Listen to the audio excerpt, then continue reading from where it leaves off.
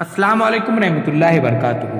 अज़ीज़ तलबा व तलबात, एक बार फिर से इस्तकबाल है आपका डिजिटल स्कूल में। आज हम देखेंगे standard 5 subject English. Topic name है नाउ आई नो, यानी इसका मतलब इस तरह से प्यारे बच्चों कि मुझे ये आता है। तो चलिए प्यारे बच्चों शुरू करते हैं। उससे पहले डिजिटल स्कूल को सब्सक्राइब कीजिए, साथ ही साथ बेल आइकॉन के बटन को भी प्रेस कीजिए ताकि नए नए तालीमी वीडियो सबसे पहले आप देख सकें। तो प्यारे बच्चों यहाँ पर देखिए कुछ ज़रूरी बातें यहाँ पर बताई गई है। तो मुझे अब आता है।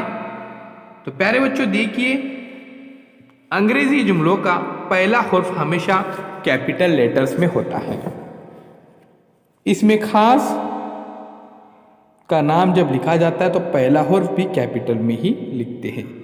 इसके बाद और एक ज़रूरी बात है, एक से ज़ायद चीज़ें, इंसान, जानवर, मकामात वगैरह बताने वाले अंग्रेज़ी अल्फाज के आखिर में अक्सर एस या ई एस या आई ई एस हरूफ लिखते हैं। मिसाल एग्जाम्पल देखिए प्यारे बच्चों, कप्स, बर्ड्स, उसके बाद बुशेस, बसेस, फ्लाइज, स्टोरीज, इस तरह से जब एक से ज़ायद चीज़ें हो।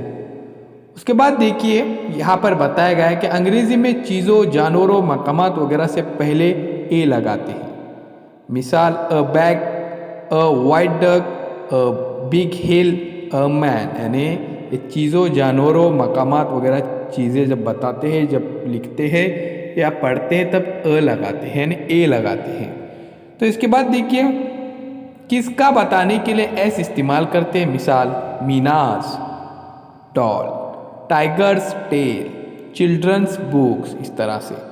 उसके बाद एस ई एस पर ख़त्म होने वाले जमा के अल्फाज के आखिर में सिर्फ देखिए यहाँ पर लगाते हैं। जैसे मिसाल rabbits, years, boys, school, girls, hostel. इसी तरह से इसम के आखिर में एस हो तो सिर्फ या एस में से जो चाहे इस्तेमाल कर सकते हैं। जैसे मिडास डॉटर, मिडास डॉटर, इस तरह से। अब प्यारे बच्चों इन जुमलों को देखिए, I am, I have, I do, you are, you have, you do, he is. तो प्यारे बच्चों हाँ या नहीं जवाब वाले सवालात बनाते वक्त इन अल्फाज की तरतीब बदल देते हैं। मसलन I am late, I am late, उसी तरह से एम आई लेट। उसके बाद यहाँ पर एक नई बात हमको बताई गई कि अंग्रेज़ी बोलते वक्त hello, good morning, please, thank you, sorry, excuse me, do you mind, it's all right वगैरह का इस्तेमाल करना बेहतर है, अच्छी बात है। कुछ लफ्ज़ों में हरूफ हज़फ किए गए ये ज़ाहिर करने के लिए भी अलामत इस्तेमाल करते हैं। मिसलन I am going, he is happy, he is happy. तो माजी में हो चुके वाक़यात को ज़ाहिर करने वाले अल्फाज के आखिर में अक्सर डी या ई डी इस्तेमाल किया जाता है। मुस्तकबिल में होने वाले किसी वाक़े के बारे में बोलते वक्त विल या गोइंग इस्तेमाल करते हैं।